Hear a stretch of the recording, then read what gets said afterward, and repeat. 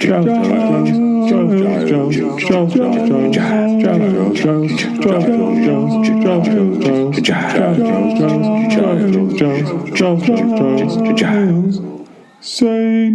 Giles Files.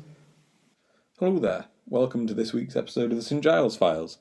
This week I'm going to be talking about oral histories, and I'll introduce that by talking about an object in St. Giles as usual, and this week it will be the Jenny Geddes stool.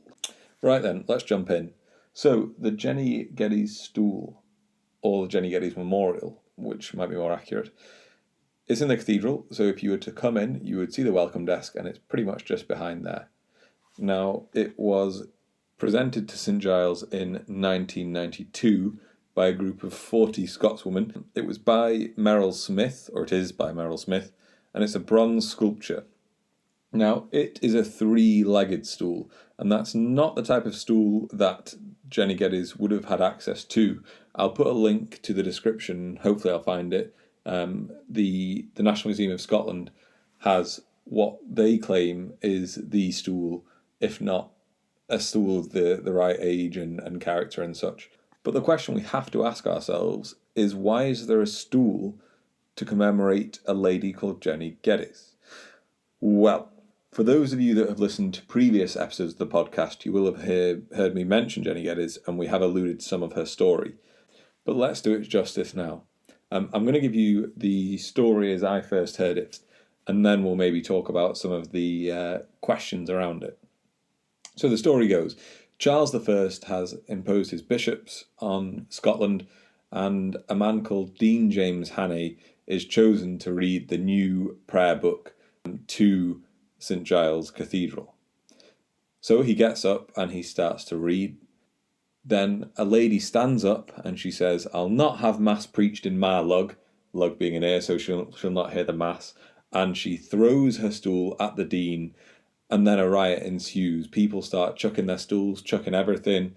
The dean runs off and is taken into a carriage and speeds away from the riot, which by now has spilled out onto the streets, with people throwing things at the cathedral itself and really creating a bit of havoc. So that's the story as I first heard it. Now, many people will tell you that is historical fact. That's exactly what happened on the day. And it could be. That is the story as it's often told. Now, there's a plaque in St. Giles right next to Jenny Geddes' stool, or the stool that commemorates her, and it begins with constant oral tradition affirms. And I think that's the bit to take, that constant oral tradition affirms this story. Now, other bits of oral tradition have told us other bits. For example, there was no one called Jenny Geddes, that actually it was a group of men who dressed up as women to disguise themselves and the riot was pre-planned. Or there was no one person that started throwing things, that the riot just ensued straight away. And then later on, during the riot, someone was trying to pray and a man kept saying amen, and then this other lady said, "I'll not have mass preached in my lug," to him rather than to Dean Hannay. And this person might have been Jenny or might not have been. So really, the only thing we know from written, documented evidence is that there was a riot. There is a record of a Janet Geddes having lived around that time, but there's no need to attach her to this story just because we've heard of a Jenny Geddes attached to the story. And so my point is, there are many variables in this story, but the story itself seems to stick to one narrative. Dean Hannay read the English prayer book in St. Giles, which caused a riot, which ended up on the streets of Edinburgh. So that's our story. And that's why there is a stool dedicated to Jenny Geddes in St. Giles Cathedral.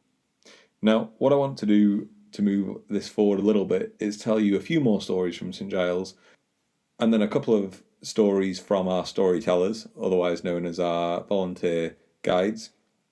And then we'll talk a little bit about oral histories and storytelling and push it out, as usual, into a bit more of a wider thought. Okie doke, so the first story I want to tell you from St. Giles is what's known as the Flaming Angel Affair. So, the Flaming Angel Affair is a story about two medical students from Edinburgh University. Now, as we hear with lots of students, they like to play pranks, and these two thought one prank would be particularly funny. So for this prank, they would need a goat, And so they went down to the common grazing grounds at Holyrood and they stole a goat and they brought it back to St Giles. Now they covered the goat in tar and they took it up to the crown spire. And there they set the goat on fire. And the goat apparently was screaming, screeching, wailing away, so much so that people thought the apocalypse had come. They thought there was a flaming angel at the top of St Giles Cathedral. Now we're told that the man who was responsible for ringing the bells heard this very quickly, took some water and put the goat out. So the goat apparently wasn't too badly hurt. But these two most likely were a bit the worse the wear for drink and quickly realised that they'd done something pretty awful. Now the authorities were fairly quick in getting to them and they arrested the two students, who we believe went by the names of Robert Duncan and John Hicks. These two were arrested and whilst on bail they fled to America. So if you're a Duncan or a Hicks in America listening to this, you may well have some very interesting ancestors. And so that's the Flaming Angel affair of St Giles. So that's our first story for today. Now the second thing I want to read you out is one of the accounts from our volunteer guide who very kindly sent this to us just at the start of lockdown. And the reason I want to read this to you is to give the storyteller's perspective. Right then. As a boy, I can recall my parents speaking a lot about the Second World War and their experiences, but I have very little recollection of much being said about another awful conflict in a far-off place, Korea in the 1950s. So, when I welcomed a young man at St Giles Cathedral reception desk one morning last year, I was unprepared for a truly moving experience which was about to unfold. Having informed me that he was a student from Seoul, he politely asked, in broken English, if he could be shown the Korean War Book of Remembrance, which contained the names of all the British men and women who fell in that conflict. I was pleased to take him over to the north transept where the book is displayed in a locked glass cabinet. Having obtained the key from the nearby beadle's office, the young man asked me if he could turn the pages to look at the beautifully scripted names of the soldiers. I said he could, of course, and then he proceeded, very carefully and deliberately, to read the names on every single page of the book, of which there are many. I wondered what I should do, as the process was clearly going to take a while. I decided to do nothing, but just stand quietly by the young man until he was finished, some 15 minutes later.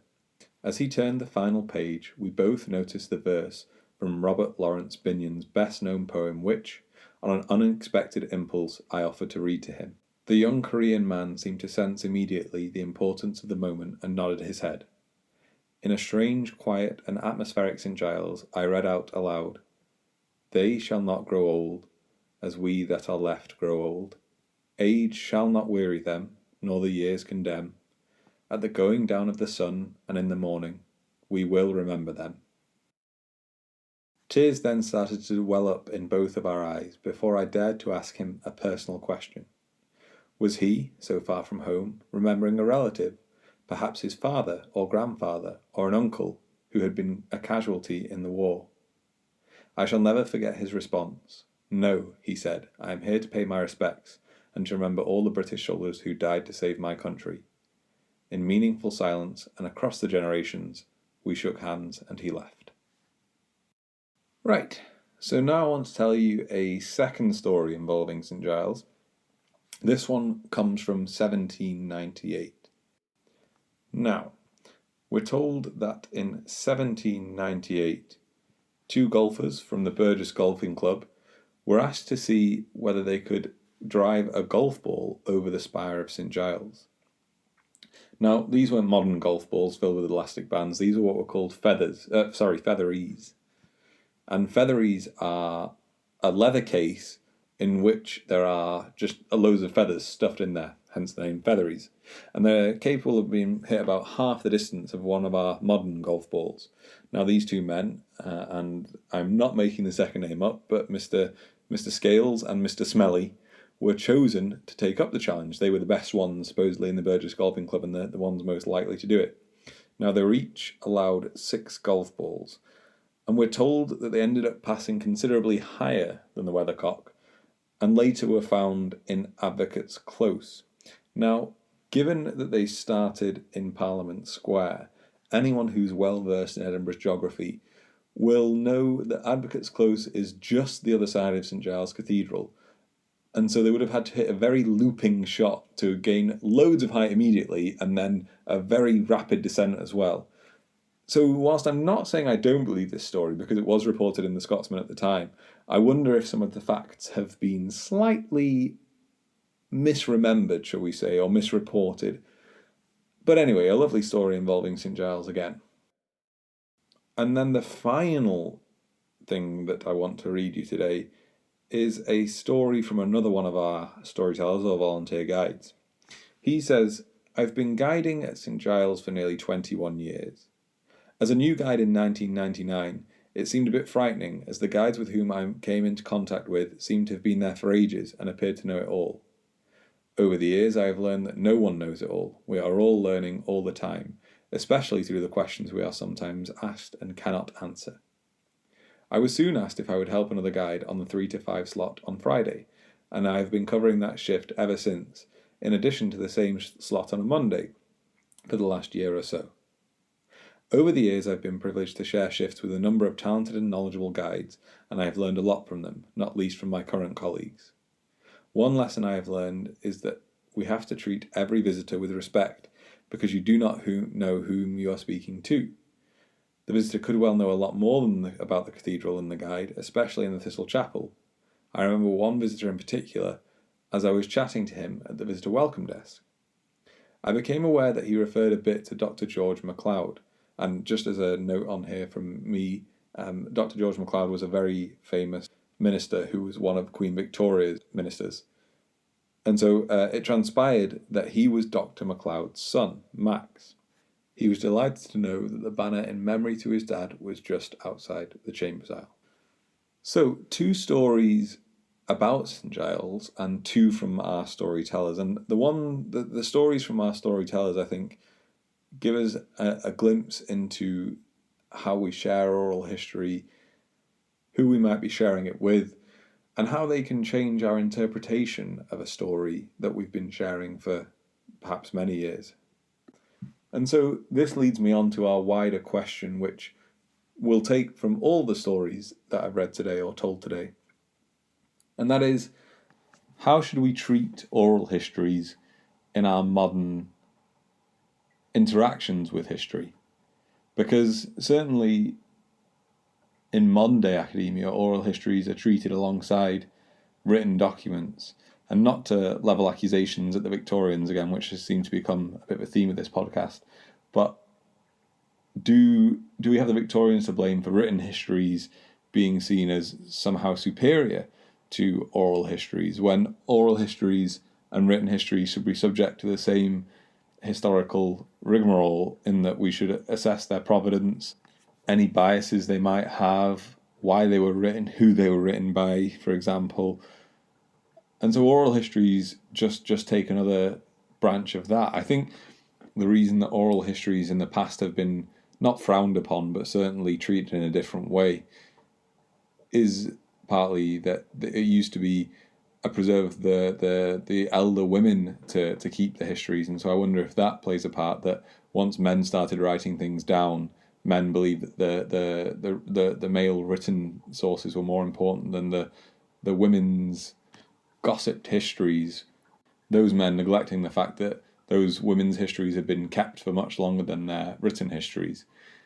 I wonder if that plays a part in oral histories being treated differently. But written histories will, and especially things like diaries, will give us exactly the same inconsistencies as oral histories. And if we can look past the need for one document to give us the exact history or the exact proof that we were looking for, then oral histories clearly play a part. For example, if one were to ask, was there a riot in St Giles after Dean Hannay read the prayer book, we could say, yeah, there's a constant story that tells us there was a riot in St Giles after Dean Hannay read the prayer book. And whilst it might not tell us who started the riot, we can get that from other sources. So this oral history can inform our history. And we might also be able to use them in ways that we didn't necessarily imagine. For example, was golf played in Scotland in 1798? Well, alongside the Scotsman article that suggests so, we also have another oral history that tells us that, yeah, golf was played in 1798 in Scotland. So we definitely have to try and get past this notion, and a very modern notion, that anything written is somehow superior, because the oral history can be just as useful and the written source can be equally biased to people's poor memories and their own internal bias. So I wonder if written histories were seen as more reliable because the human element was removed. So if you hear a story from someone, you automatically do the history part of it. You say, oh, well, that came from Jim and he's renowned to be a gossip. Whereas if Jim had passed you a bit of paper and said, hey, look at this that I've just found, even though he'd just written it, you might read it and think, God, this is incredible, because you don't do your historical due diligence on the paper. The paper is an inanimate object, which just conveys the message. Whereas Jim conveying the message, well, you know what Jim's like. And similarly, if Susan told you a story and you knew Susan to be very reliable, you might believe the story, but the story's nonsense because Susan just made it up last week. And so this is the problem, I think, maybe that we face with oral histories, that we've become aware of our own biases and then we discount them because we say, oh, well, we can't trust ourselves.